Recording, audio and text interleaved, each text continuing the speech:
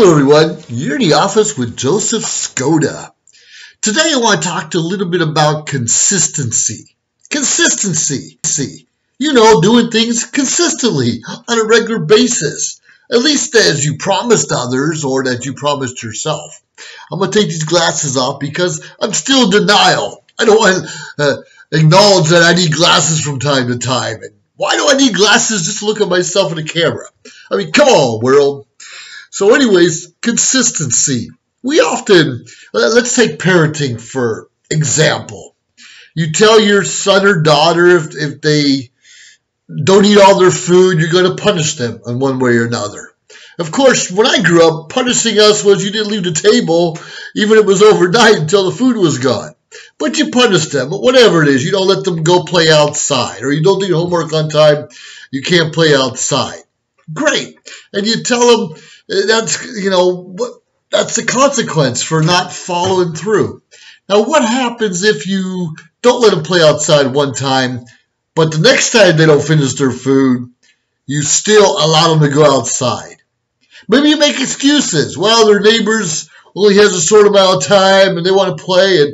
And quite frankly, you just may want the kids outside for a while so you and your spouse can have some private time. I get it. That's important. But what are you teaching your children? If we cannot be consistent, lay down the rules, say this is what's going to happen if you cross that line, what good are we? Are we helping them? Or are we making it a little bit easier for them to find other ways to get one over on us? And that's the same in any organization. If the manager says, hey, if you show up for late so many times, I'm going to dock your pay, fire you, write you up, whatever it is. We need to write them up, dock the pay, fire them, whatever it is, on a regular basis. And let everyone in the organization know that the consequences are the same. Yeah, the same. Sure, you may have two kids, but do we treat them differently? Do we give one more advantages over the other? Well, sometimes you may, if there's an age difference. If you have a 10-year-old at home or a 16-year at home, of course the curfews are going to be different. And, access to the TV later at night or food and other things are going to be different and change due to the experience, the age group of the person you're talking to. Now, we have to be consistent in all aspects of our life. For instance, if you say you're a Christian, you should be going to church and at least reading your Bible consistently on a regular basis. Now, sure, I know I don't read mine every day like I should. I do go to church most Sundays, but, that doesn't make you a Christian just because you go to church and read the Bible. You have to do your best to act a certain way. It doesn't mean you're going to give up drinking. It doesn't mean even gambling. It doesn't mean swearing. But it's a process that we need to go through to be better and learn and do our best to follow Jesus and do what he would do. And he knows we're knuckleheads sometimes and screw things up, but he forgives us, he shows us grace, and we need to forgive others and also show them grace. Consistency. A lot of people start businesses, online businesses, network marketing, MLM, whatever you want to call it. Most people started because they assume you can just sit home, send a couple emails out, put a couple posts on social media, and the money's going to come rolling in. That never happens. You heard it here first. That never happens right away. You have to be consistent in your marketing efforts. You have to be consistent in learning and growing and put into action those things you've learned and grew with others. You have to be consistent in how much money maybe you're putting out or to consistently in the emails that you're sending. Now, a lot of us send emails saying, hey, check this out, it's the greatest thing in the world, blah, blah, blah, blah, blah, blah. Great.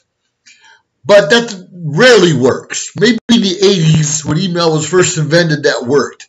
You have to have a different subject line or catchphrase to get somebody to even open your email. I know I do a lot of split testing. I find some things that work better than others. Different times of the day, I get different responses. Different areas of the country or the world, you have to change it up to attract those customers. Something we like to call magnetic sponsoring. You attract people to what you have to offer. But regardless, we need to be consistent in our discipline of our children. We need to be consistent on, discipline of coworkers or subordinates at work. We need to be consistent in our marketing campaigns. Now, guys, let me tell you a little something else that we need to be consistent in. We often find a way to wow the woman in our life, buy her flowers, maybe candy, take her to movies from time to time, and then we catch them, we snag them, they fall in love with us. And of course, it's great, but often we stop taking them to the movies. We stop buying flowers. We don't bring the chocolate home like we used to, except for maybe anniversaries, birthdays, and that crazy holiday we call Valentine's Day. We need to be consistently showing our love, our respect, our compassion, and even empathy toward one another. Because God shows His grace upon us all the time, but sometimes we become knuckleheads and just expect we don't need to do it all. Just put it in God's hand. Let God take care of it. And that's great, but God gave us, most of us, hands and legs and at least willpower and a mind to use it more effectively to do His works. God touches us by bringing people into our lives to make our life a little better, help us think a little differently, help us to grow, help us to be better people so we can serve others. I'm just going to go back to talking about consistency. A simple thing, changing your oil on your car on a regular basis. Now, in the 80s and 90s, they want us to believe that you had to change your oil every 3,000 miles on your vehicle. That's stupid, 3,000 miles. Most cars are 6,000 or 7,000 miles, and some even more. But that's the oil industry trying to earn some extra money from us. Say, well, you should change it more often just because, or just in case, or I need some own kids to call in, so bring in more money for us. You and I need to consistently do our own due diligence in studying political issues. Are we really having climate change right now? Is that really a big deal? Is that something crazy? Or is the enemy coming across the border in droves like we're being told? I don't know, fires more abundant than ever? Do we have people coming into our world and infiltrate, coming in and taking over? A lot of that is true, and I do believe some of that is true. But I'm not here going to tell you what you're supposed to think. You need to be consistently reading, researching on your own. Make your own decisions. How dare you let your neighbor, your brother, your sister, even sometimes your spouse, tell you how you're supposed to act and think. Our significant others fell in love with us in the first place because we're independent thinkers. We have our own ideas and we're pretty smart in our own way. Don't lose that. Continually press forward, continuously move ahead and do your search. And let them lead. We have to lead by example, of course. And that's being consistent, not being flaky back and forth. We're either leading or we're following, or what they say, get out of the way. Get out of the way. But we have to do our own diligence, our own studies. We're not dummies. Don't let the rest of the world think all Americans are dummies. Sometimes I feel that way because most of us are not smart in the STEM, the science, the technology, the education or mathematics. A lot of us are not. Engineering, I mean. So let's spend more time studying on the important issues so we can lead, so our communities get the best of all of us, and our children can once again look up to us as human beings, as parents, as making a difference in this world.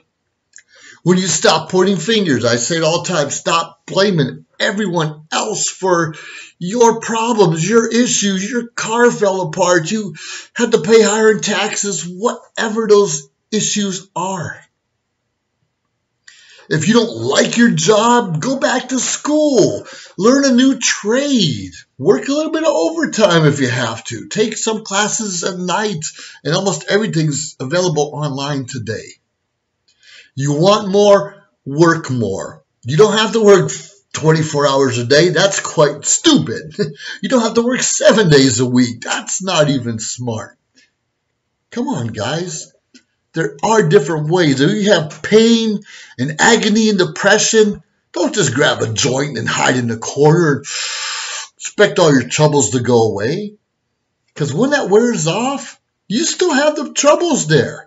If you have pain, you can take CBD oils or exercise and acupuncture and chiropractic services, so many other things. A lot of us have mental issues and we have to see a psychologist or even a psychiatrist from time to time, but we need to do it consistently. You don't see your chiropractor once a month. You don't see your psych or your counselor every couple months. We have to do it consistently so we can become better physically, mentally, and spiritually. This is Joseph Skoda, just reminding you to be all that you can be and do it consistently. Have a great day.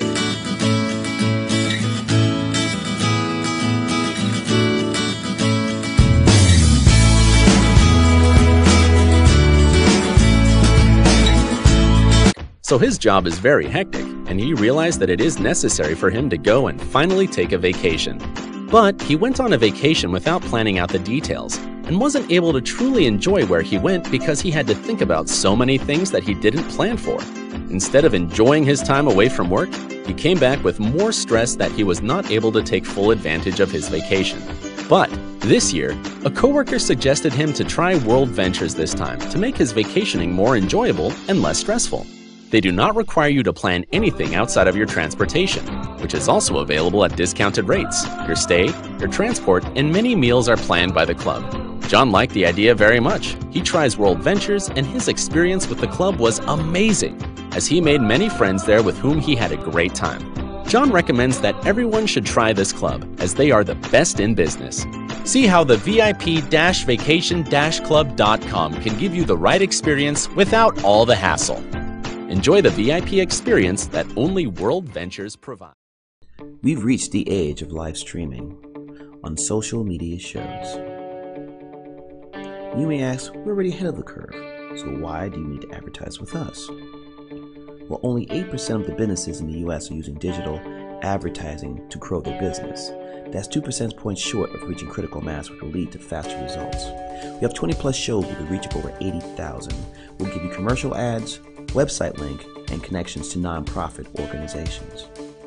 So get your brand ready for digital monetization, for we are looking for sponsors, which will bring more traffic to your business and ultimately mean more sales. So let's bring the world to you. Inquire now.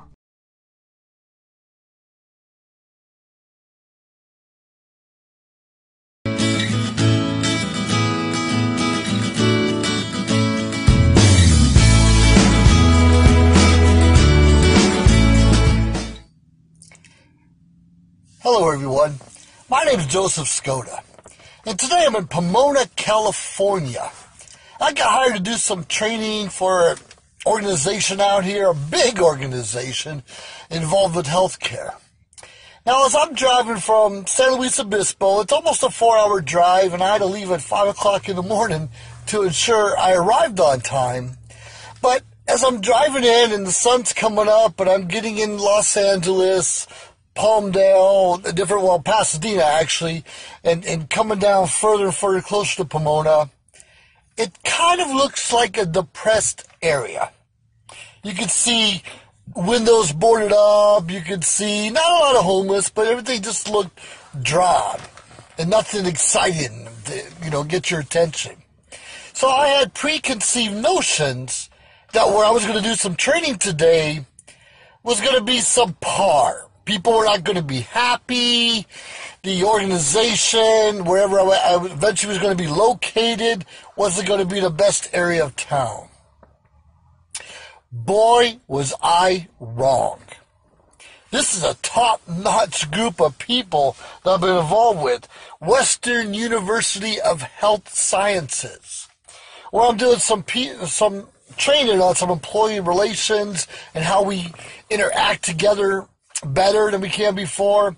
Because the bottom line is every one of us has to interact with our employees, employers, co-workers, even our own families. But how do we do that? The gist of my training today I'm giving is sometimes we're engaged at work and with their family. Sometimes we're disengaged. And sometimes, quite frankly, we're not engaged whatsoever. We could be non-existent. So how do we get people non-existent or actively disengaged back online, back in the team? We've discovered it's usually an incentive of some sort. Now, a lot of people put their best foot forward when they're applying for a job and often try to appear to have the skills that they don't really have. Let's face it, we want to get the job, want to make some money. Sometimes our resume isn't exactly as accurate as it should be. But you and I have to hire someone. So we hire the best person for the job that we believe, and usually the interview, we ask a lot of questions to make sure it's the right person. But I want to tell you, if you do not have the skills, if you hire someone who does not have the skills, they're going to be disengaged at work eventually. Now, either they're going to find the skills real quick, be fast learners, ask a lot of questions, look for education on the side, and become your best employee ever, or they're just going to be distracted, be lost, be confused, and not really want to be there. Now, it's hard when you're applying for a job that pays very well, and you don't want to lose that job. I mean, do you want to make $20 an hour or $15? That is a big difference in our pay. So a lot of people making that $20 an hour or more or trying to be a manager do not want to admit that they're lost, confused, that they are disengaged. Let me tell you, once you become a leader, a manager, even a supervisor, people look at you. You're kind of in a fishbowl, like it was in the military. When I moved from enlisted rank to officer rank, all of a sudden I'm in a fishbowl, and everyone is looking at everything I do. Now, let's be realistic. Sometimes I'm not perfect. Sometimes I'll make mistakes. Sometimes I'll flub some issues. Sometimes I'll fail. Have you ever failed? And all those things are okay, but we have to be honest with ourselves and honest with those around us. And say, yeah, I made a mistake here. Please help me. Or how can I do better next time? Or the whole idea is collaborate with other people so you can put your best foot forward all the time. We need our best behavior all the time. Now, we've also discovered there are people who are actively disengaged, even bad-mouthing their employer or supervisor because they hate their jobs. We understand that happens sometimes. Maybe you had a few disciplinary actions. Maybe you have a sickness at home. Maybe you have a relationship that went sour, or something's wrong with your child, or a parent died, or whatever the circumstance is. So sometimes we're temporarily disengaged, and often when we're disengaged for long enough, we have problems and trouble getting back on track. Right? We're human. Sometimes we have trouble getting back on track. So it's important as a supervisor, as a manager, well, quite frankly, as a person, is to have a little empathy for those around us, especially family members. And we know at work, if you get along pretty well, it's like a family. That's your family outside of your family. And every family has its own dysfunctions. Sometimes trust issues. Sometimes you have a gossiper. Maybe you have a complainer all the time. And we have to learn to work with all of those people. Now, if you have an open door policy and you tell everyone, people believe in you and they trust you and they value your opinion and they want to come in and, lend ear and vent from time to time, that's okay. Our job is to show sympathy when warranted and a little bit of empathy, whatever they're going through. But it becomes a problem when that same person comes in, let's say, every day, or maybe 10 minutes every other day, or, talks a little bit longer than you have time for. That happens sometimes. It really does. But your job and our job as leaders of an organization or even a small department or just a department of one, you and I have to learn how to set boundaries. Tell our employers or employees and the people around us, say, I have 10 minutes. I have 15 minutes. Or I'm busy now. I can talk to you tomorrow at lunch. We have to set those boundaries. Because you hear it over and over again. You give somebody an inch, so they take a foot. You take a foot, you take a mile. We hear that. And it's okay. Sometimes you go over a little bit over schedule working with someone, and there are some real important issues. Now, here's another bit of advice. You and I might have all the answers in the world, but it's not our job to be the counselor for everyone in an organization. And most of us have health care benefits or outside help or another resource that we can go to for help, psychological help, mental help, physical health, spiritual health. We don't have to have the answers, but you and I should have the resources available. We should have our own contact list, our own network that we can send people to. Because when someone comes to us and complains all the time, even if it's warranted, whatever it is, it could be a serious illness in the family. We don't want to show biases or be angry at the person. We just want them to get the help that they need so they can be better employees, more productive. And when everyone's more productive, it turns into a happier workplace. Even if it's a nonprofit, you can still have a happy workplace. Now, we're not going to get along all the time. I don't think that we're supposed to. But we're supposed to learn to work together, collaborate, be enthusiastic as much as possible, and lead by example.